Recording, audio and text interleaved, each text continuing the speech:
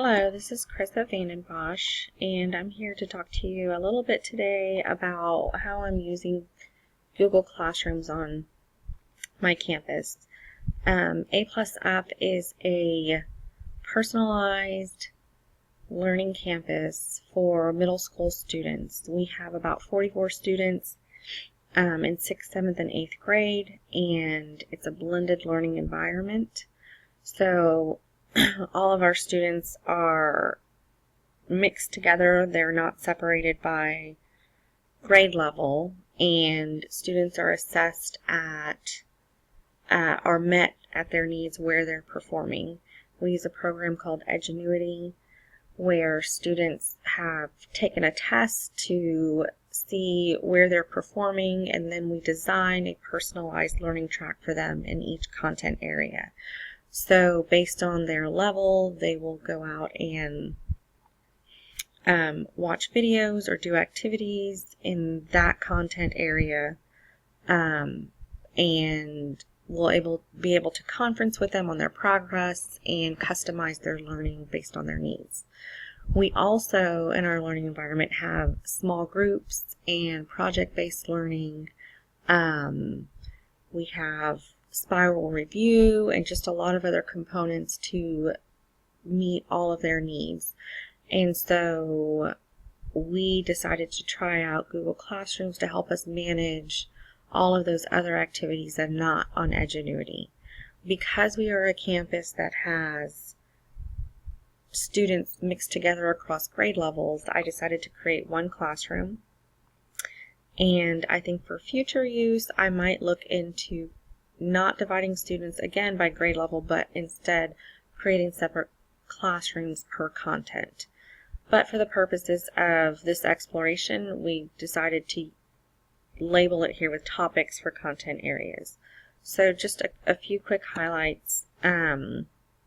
We are using general information to introduce kids to building community with discussion boards, and this gave us an opportunity to review what it means to be a good digital citizen. The learning coaches on this campus did a wonderful job at the beginning of the year with coaching kids in how to be a responsible learner in this platform and using academic language and positive feedback. So with the introduction of this kind of discussion type forum, it gave us an opportunity to kind of review some of those principles that we learned at the beginning of the year.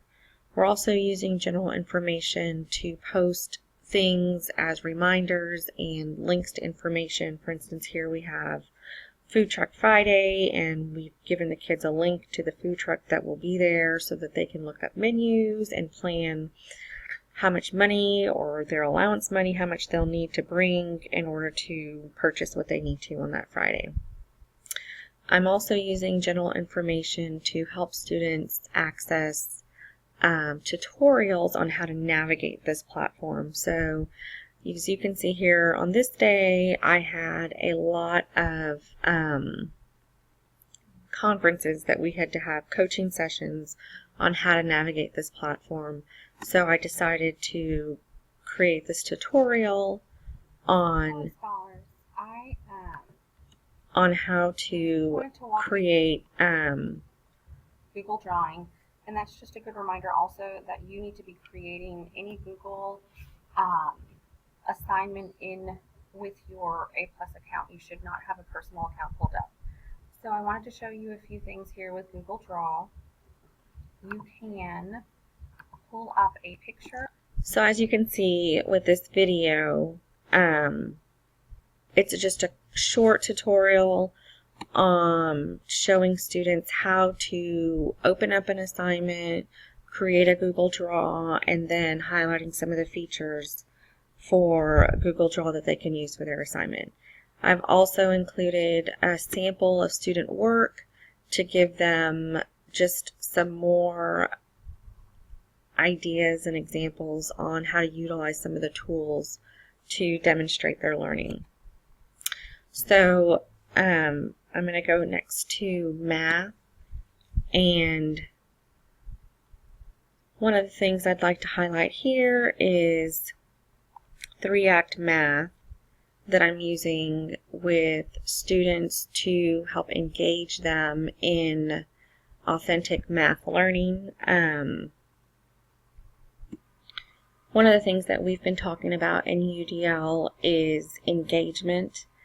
With my specialization being in math, it's really important for me to help my learners see math in everyday situations. So, inspired by Dan Meyer's 3-act math, I've created a lesson here on cascarones for my learners, and it starts with, at the beginning of the lesson, I only released Act 1, and it starts with a video on an Easter celebration that we use in my family, and kind of getting them to look at something that provokes questions. And so with the first act in 3-act math, we pose 3 questions to students. It is, what do you notice?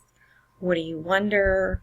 And then I added an additional one, which was, where's the math in the situation? So here the video goes through what cascarones are, how they're made, and here is designing, and then they're kind of left with just a few things to wonder about, and what possible math question could we come up with in this situation. So after they watch the video, here are the 3 questions, and the instructions are to post on Padlet. Again, since we're in this online learning community, I want them to be able to communicate their ideas with each other.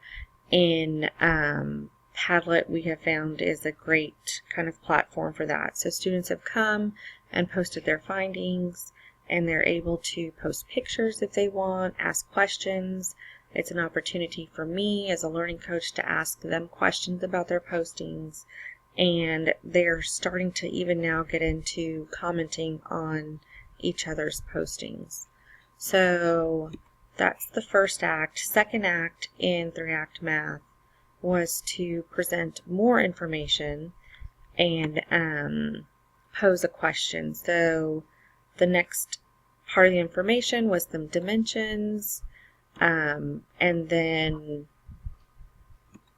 a few more pictures, and then the question of what is the area of the leftover tissue paper. So once students have that information, then they begin to put their ideas together, and at this point students are encouraged to collaborate with each other to serve their needs. So what this looks like in my classroom is students are working together with partners or by themselves, and coming up for coaching sessions when they're struggling, and then submitting their assignments. So here in Google Classrooms, I'm able to see all the students that have submitted assignments, and let's look at this one. Allie has submitted an assignment in Google Draw, and she's able to pull pictures in and use the drawing feature, adding text, and I'm able to follow her thought process. And down here, if she's not quite done, I can provide feedback for her. Another great example is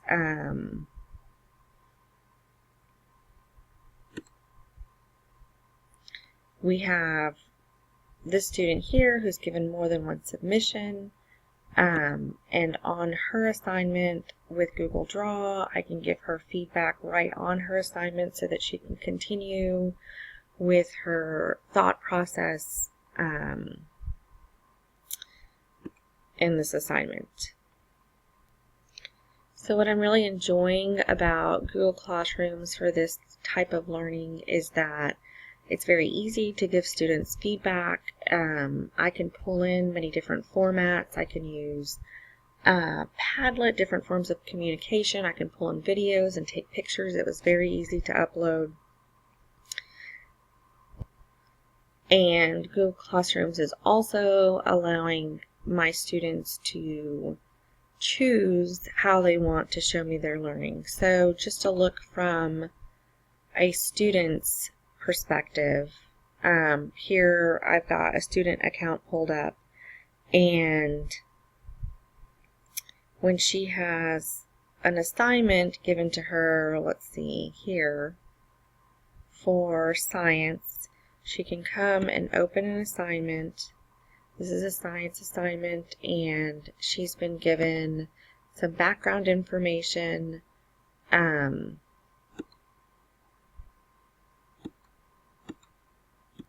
So this is the background information that she's been given. This particular student has the extension of Speak It. So if she has dyslexia, then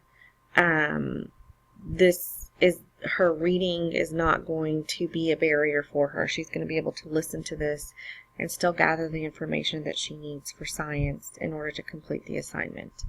So our students have also been given the tools to be able to go out and seek more information. I know a lot of our scholars will go onto Khan Academy if they need additional information and Google it, or go onto Khan Academy and watch a separate video, ask a peer, or request a coaching session. On Google Classrooms, they can come and go and create, it's just here already, so they can create a document or a Google slide or drawing, and once they click that, the doc will show up here, and she can come and fill in her information on Google Doc and then submit it to the teacher. And then once it's returned, it can go back and forth with feedback, and she can continue to add to it in notes. So I really like this feature for having students choose how they want to show their learning. Another great thing that I wanted to highlight was the managing of assignments, which is a huge task at this age to be able to keep up with all of their work.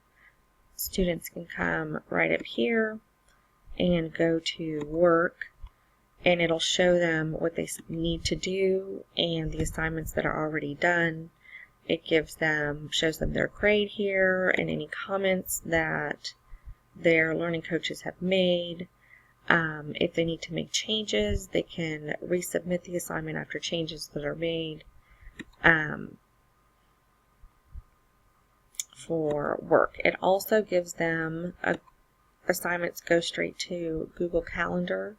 I think this is a feature that I'd really like to develop a little bit more, getting students to look at how to best utilize all the features of Google Calendar.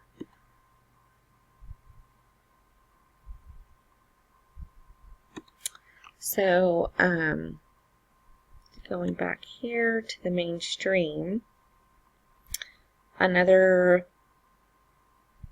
learning assignment that I wanted to kind of highlight here was we do, based on how the kids are performing on Edgenuity and what I'm noticing in a small group, we have a daily math practice. And because I am working across the board with 6th, 7th, and 8th graders, I really focus on big concepts in math instead of very specific teaks. So here I'm trying to give them a daily math that's just very short. Because I'm working with big concepts, I do like to provide a video if I feel like they're going to struggle with anything or need a little bit more background information. So here's a link to a video that will help them with some of the daily math that we're doing. And this is PBS Learning. I have gotten quite a bit of feedback from students about the quality of videos that I'm showing, and that becomes just a one-on-one coaching session that if they're not liking PBS, then what can you do to access your own learning? And that goes to going out and finding another video, or a lot of the kids like Khan Academy, or looking it up, just doing a Google search and seeing if you can find a credible source for what it is that you're seeking information on. So I can provide a video, and then I'm using Google Doc here to give them their daily math practice. And I really liked this idea of having a logo at the top so that when they're trying to juggle all of these different assignments, they look at this and they know that this is their daily math and it's consistent with the directions. They can, based on how they like to complete their work, do it on paper and pencil. They can create a copy of this assignment and submit it through a Google Doc on Google Classrooms. I do still have a lot of students that come and want to sit in small group and work through these problems together, which we do, and then they take it back and take a picture of it and submit it on paper. So this is where still a lot of our learners are with liking to put pencil to paper and submit it that way. So one last thing I kind of wanted to highlight was this Padlet here. Our scholars were able to go to the Ron Muick exhibit at the Houston Museum of Fine Arts. And so very quickly I was able to create a Padlet, and we had a whole group discussion on what hyperrealism was, and all of our scholars got onto Padlet and went out and searched for what is hyperrealism. And they gathered pictures and comments. We talked a little bit about what reliable sources were, and just everybody had their Chromebooks on the desk. We were sitting in a whole group and just having this conversation with the Padlet projected on a screen while everybody was contributing, and the other two learning coaches were able to ask questions to help extend their thinking. Once we went to the museum and saw the exhibit, then we could come back and look again at what our findings were with hyperrealism, and then have a discussion on what happened in the museum, what we felt in the museum, and how that compared to what our findings were before we saw the exhibit. So this created a really great community discussion that was blended between online and having ready access to all of this information and pictures and videos, and still being face-to-face with learners and coaches, and discussing personal connections with what was going on with this particular type of art. So that's just a quick little review on how we've been using Google Classrooms. I'm really anxious to look more into a lot of the blogs and postings that I've seen about how other educators are using Google Classroom, because I have found it very intuitive for this learning environment and giving students the access to different forms of engaging them in learning, giving them the option to display their learning in ways that is meaningful to them, and working in a very fluid environment, whether they're working by themselves or on paper in small groups, in peer groups, or one-on-one with learning coaches. I feel like this platform kind of was able to bring all of that together in a way that I can look at it as a teacher and keep track of where everybody is and give my students direct feedback, and keeping those lines of communication open to meet everybody's needs. That's it.